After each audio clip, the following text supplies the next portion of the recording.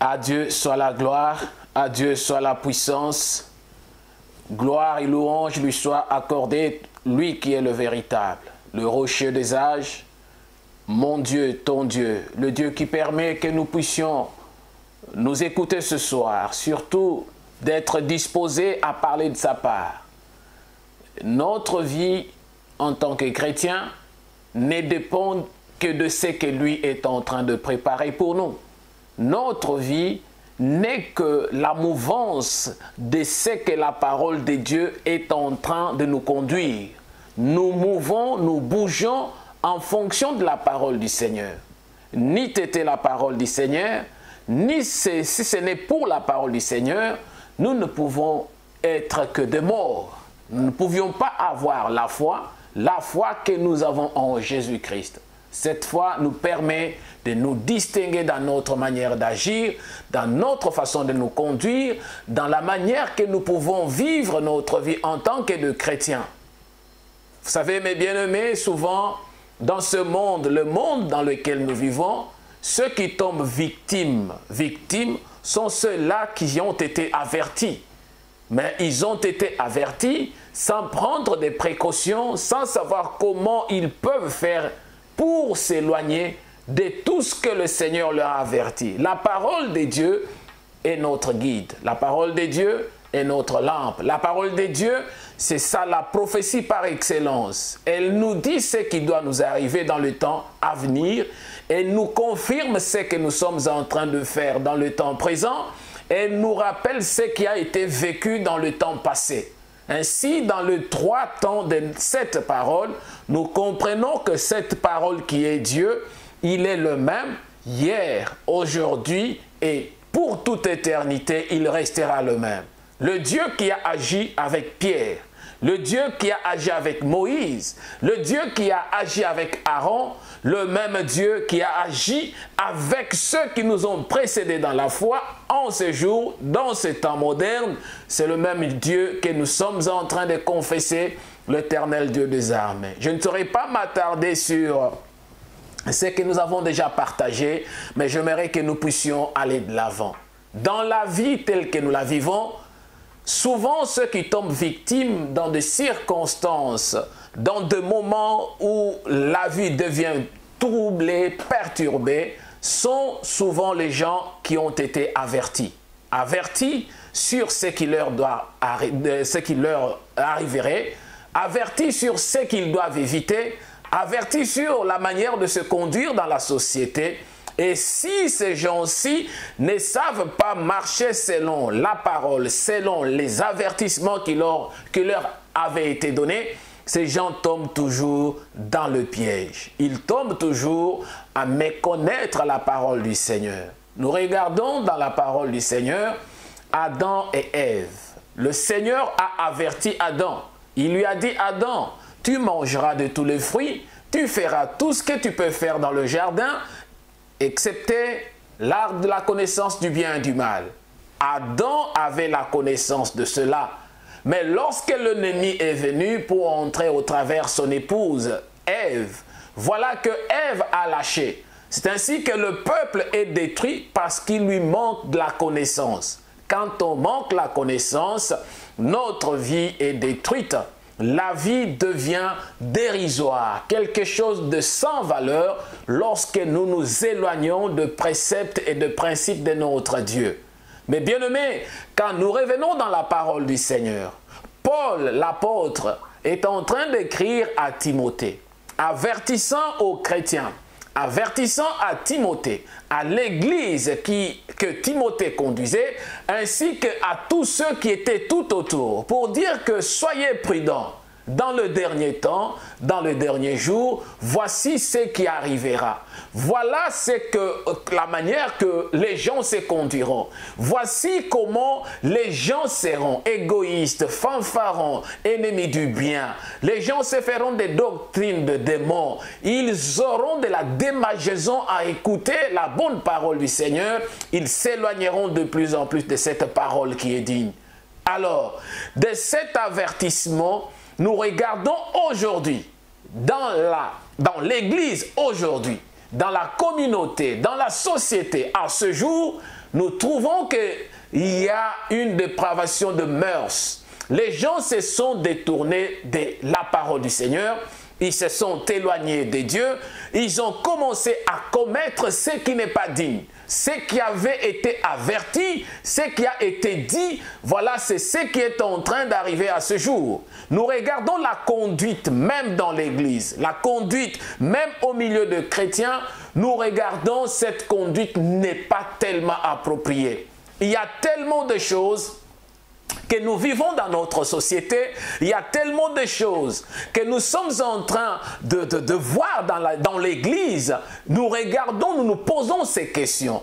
Quelqu'un qui a dit qu'il a accepté Jésus-Christ comme Seigneur et Sauveur, mais la manière de se conduire, la manière de parler, la manière de servir le Seigneur même, et nous regardons cette manière, nous trouvons que certainement les gens se sont façonnés leur manière de servir le Seigneur, ils se sont accrochés à de doctrines de démons, les gens ont de la démangeaison à écouter la parole véridique de notre Seigneur, ils se sont fait des imaginations, ils se sont fait des histoires, ainsi ils se sont accrochés à cela.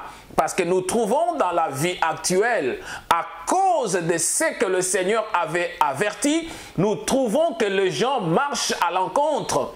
Aujourd'hui, nous trouvons des pratiques qui sont vraiment dégueulasses. Je dirais ce mot, dégueulasse pour un chrétien. Nous trouvons des choses qui ont remplacé Dieu.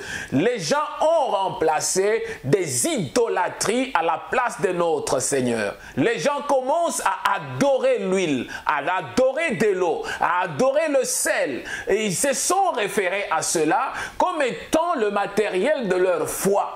Ils utilisent cela comme étant le matériel didactique de leur compréhension véritable des dieux. C'est là où la mort est en train d'entrer dans l'Église. C'est là où le Seigneur a parlé au travers son serviteur, le prophète Osée, pour dire que mon peuple est détruit parce qu'il lui manque la connaissance. Si nous revenons dans la connaissance de la parole du Seigneur, nous saurons comment marcher avec le Seigneur. La connaissance consiste à ne jamais ignorer ce que l'on possède. Quand on dit que l'on a la connaissance, c'est-à-dire on a quelque chose en soi. Nous connaissons. Ce qui nous amène à la connaissance, c'est la parole. Ainsi, quand toi, tu arrives à ignorer ce que tu possèdes, comme parole du Seigneur, comme détention de ce que tu as, la possession de ce que tu as, tu l'ignores, là tu y es à l'encontre, tu n'as pas la connaissance.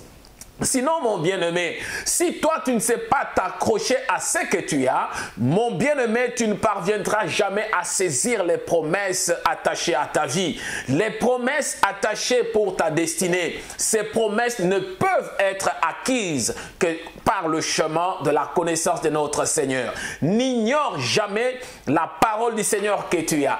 N'ignore jamais la connaissance de la parole de Dieu que tu as reçue. L'ignorance de ton identité fait profiter au diable. Quand tu ignores ce que tu es, tu ne sauras jamais réclamer tes droits, tu ne sauras jamais te mettre dans la prière, tu ne sauras jamais te tenir au devant du Seigneur parce que tu n'as pas la connaissance de sa parole. C'est ainsi qu'il y a des gens qui viennent, qui se sont introduits dans deux maisons, qui se sont introduits dans deux églises, qui viennent pour vous ravir de cet amour du Seigneur, pour ravir de cette connaissance, détourner les enfants de Dieu de la foi véritable, de la connaissance véritable de notre Dieu. Laisse-moi parler au moins d'un exemple. Le porte-bonheur du vieux soldat américain. Le porte-bonheur du vieux soldat américain, c'est un exemple que je donne. Il s'agissait d'un vieux militaire, retraité militaire. Après avoir vécu participé à la guerre de Vietnam, ce vieux soldat est revenu et au retour, on les a donné de primes. On les a dotés de certaines stabilités d'ordre social. Et ce qu'on leur avait donné, on leur avait donné le moyen de survivre. On leur avait donné une dotation qui pouvait leur permettre pour tout le temps, le reste de leur vie, que l'armée américaine, les États-Unis d'Amérique, devraient prendre soin de leur vie jusqu'à leur mort. On les appelle les anciens combattants. Et que cet homme, ce vieux soldat, quand il est rentré, on leur avait donné un document, une lettre, et ainsi, la lettre, lui a pris sa lettre, il a mis dans un étui, et il a pris l'étui, il a mis dans son cou. Partout où il pouvait passer, dans tous les coins où il pouvait partir, il ne pouvait y aller que pour brandir cela comme étant un document qu'il a reçu du gouvernement américain pour la reconnaissance des efforts qu'il a fournis, mais sans pour autant connaître l'importance de ce qui était écrit dedans. Et dans la lettre, il y avait des promesses, il y avait toute garantie du reste de sa vie, mais lui ne savait pas en faire usage. Et cet homme était devenu mendiant. Il pouvait rester au bord des routes pour demander, passer de maison à maison pour solliciter la nourriture. Et ainsi, sa vie était devenue tellement médiocre, pauvre, et qu'il ne pouvait pas s'en sortir. De temps en temps, il passait à une maison, là où on lui donnait quelque chose à manger. Et un jour, il passe, le monsieur de la maison lui dit, mais qu'est-ce que tu as dans ton cou? Il dit, mais non, ça, chaque fois quand je passe ici, tu me vois avec ce document. Ça, c'est vraiment une dotation qu'on m'a donnée par l'armée américaine. Donc, le ministre de la Défense m'a donné ce document pour que je puisse m'en servir. Et ce document, il nous avait dit que c'est pour toute notre vie. Il a dit, mais le document est pour toute ta vie. Est-ce que c'est seulement ce papier qui est dans l'étui qui est pour toute ta vie? Ou bien ce sont les mots ou les phrases qui sont écrites dans le document? Donne-moi le document, je vais ouvrir. Le monsieur n'était pas content d'ouvrir le document, ni de donner le document pensant qu'on va lui voler les promesses. Oui, celui-là a insisté, il lui a dit non, tu peux avoir de promesses, mais c'est question de prendre connaissance de tes promesses. Il lui dit, bon, je n'ai jamais donné ce document à qui que ce soit, mais je te le donne aujourd'hui. Après une vingtaine d'années que je suis en train de sillonner après la guerre de Vietnam, mais je n'ai jamais donné ce document à quelqu'un.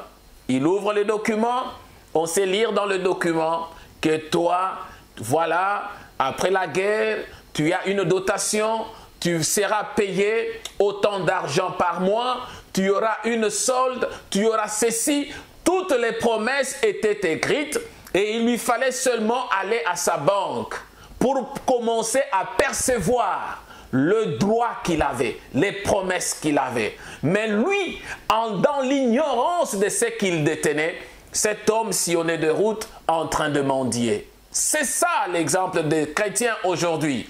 Les chrétiens aujourd'hui ont des promesses qui sont pendantes dans leur cou. Ils ont des promesses qui sont tout au long de leur vie, mais les enfants de Dieu ne savent pas lire les promesses pour leur accomplissement. Ils ne savent pas prendre les promesses, juste se présenter à la banque avec l'identité. C'est tout ce qu'il lui fallait.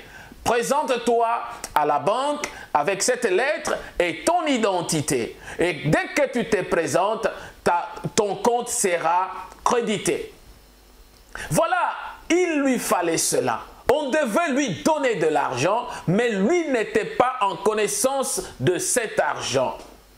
Et cet homme marchait dans la souffrance. Beaucoup de chrétiens marchent dans la souffrance parce qu'ils ne connaissent pas leurs droits. C'est ce que je disais, que l'ignorance de ton identité profitera toujours à l'ennemi Satan. Le diable va te cribler, le diable va te perturber, le diable va t'anéantir parce que tu ne connais pas ton identité, tu ne connais pas ce que tu es. Mon peuple est détruit parce qu'il lui manque de la connaissance.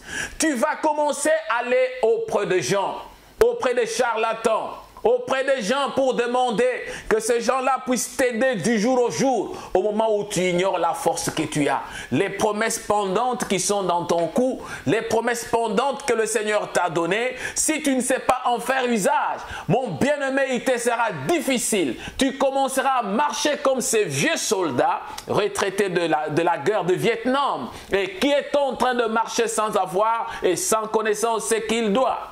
Mais bien aimé, quand on regarde et on tourne le regard dans la prière, oui, dans la prière n'a jamais été éternelle. Éternelle, oui, quand on la sollicite auprès de quelqu'un. Le soutien dans la prière. Tu peux aller auprès de quelqu'un, solliciter une prière. Cette prière, ce soutien-là, ne sera jamais éternel. Tu viendras, quelqu'un priera pour toi aujourd'hui. Demain, tu reviendras, on priera pour toi. Après-demain, on priera aussi pour toi. Mais qu'est-ce qui viendra après cela? Cette personne aura peut-être d'autres occupations, d'autres préoccupations, d'autres choses à faire. Il ne sera jamais accroché seulement à ta prière. Oh, pour prier pour toi. Il te faut et il te faudra que toi-même tu prennes connaissance des promesses que tu as. Prendre connaissance de ce que le Seigneur a dit pour que tu arrives et tu parviennes de pouvoir prendre en charge ta situation. La sollicitation ou le soutien dans la prière a été toujours temporel. C'est pour un temps. Tu as un problème, que ce soit le problème de la délivrance, que ce soit un problème de soutien, de guérison. Tu vas aller auprès de quelqu'un qui priera pour toi. Tu es délivré. Qui priera pour toi, tu es guéri. Mais qu'est-ce qui viendra après ta guérison? Si toi-même tu ne sais pas mettre ta foi en pratique, si tu ne sais pas te mettre au devant de notre Seigneur, le soutien dans la prière, c'est comme un booster. Ça va te booster. C'est comme un chargeur de batterie qu'on amène au moment où la voiture ne sait pas démarrer. On amène juste un chargeur, on va connecter les fils de connexion de batterie. Directement, la voiture est allumée. Et lorsque la voiture est allumée, le chauffeur ou le driver doit savoir comment il doit se maintenir, comment il doit préserver que la voiture soit toujours allumée et que réparer ou fixer le problème qui pouvait faire que la batterie puisse de temps en temps se décharger. Ainsi, il en est de même de notre vie chrétienne. Lorsqu'on sollicite de prière, c'est comme une voiture qui n'a pas de charge. La batterie n'arrive pas à faire tourner le moteur. Et on a besoin d'un booster. Lorsqu'on booste par le soutien dans la prière, notre voiture a démarré. On a fixé le problème de démarreur et nous maintenons l'allure. À chaque instant, je ne dois pas aller solliciter la prière de quelqu'un pour que je puisse manger. Je ne dois pas solliciter la prière de quelqu'un pour que je puisse faire quoi que ce soit. Mais parce que j'ai déjà démarré ma voiture, parce que j'ai déjà eu connaissance de ce qui pouvait faire que je ne puisse pas démarrer ma voiture, que je ne puisse pas aller de l'avant avec ma vie chrétienne. Ainsi, la connaissance que j'ai acquise me pousse de temps en temps de pouvoir y parvenir moi-même. Dans la vie chrétienne, il ne faut jamais rester toujours dépendant. Dans la vie chrétienne, il ne faut jamais rester dans le statu quo dans de prières. Il ne faut jamais rester sur une même place. Il ne faut jamais marquer le pas. Raison pour laquelle les disciples sont venus auprès du Seigneur. Lorsqu'ils se sont approchés du Seigneur, ils ont dit, « Seigneur, Maître, montre-nous comment prier. Apprends-nous à prier. » Pourquoi ils ont sollicité ça? Ils ont trouvé que de temps en temps, c'est le Seigneur qui faisait tout à leur place. De temps en temps, le Seigneur leur orientait. De temps en temps, ils ont besoin de ceci. C'est le Seigneur qui priait pour eux. Mais à un certain moment, ils ont dit non. Faute de connaissance, nous allons mourir. Nous allons périr, nous serons détruits. Nous avons besoin d'avoir ce booster qui va nous donner, nous motiver de pouvoir comment aller de l'avant par nous-mêmes. Mon bien-aimé, ma bien-aimée, la prière et surtout dans la vie de la prière arrive à être indépendant dans la prière.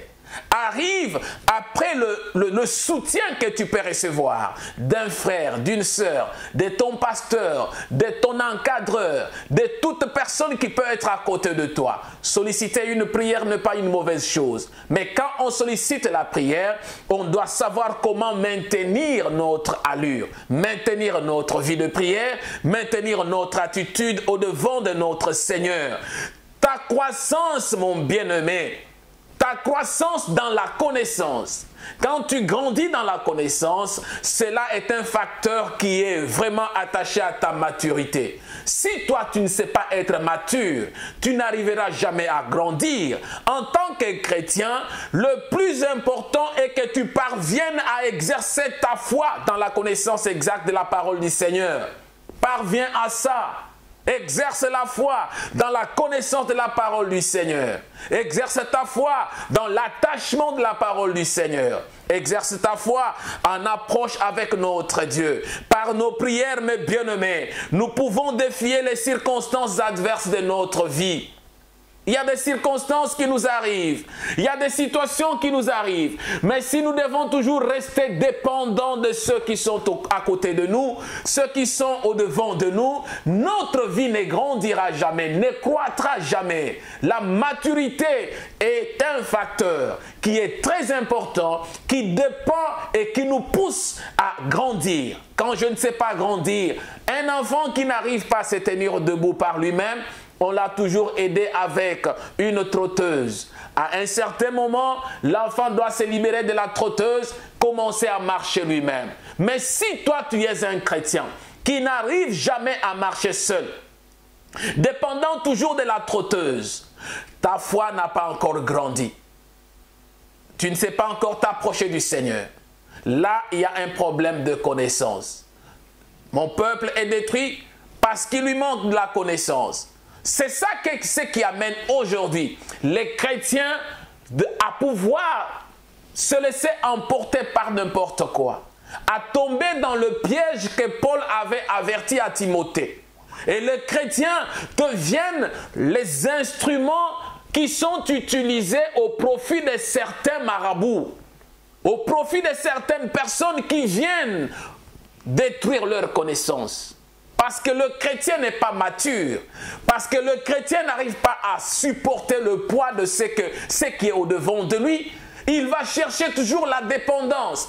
Et cette dépendance ne te permettra jamais de grandir. Nous devons grandir dans le Seigneur.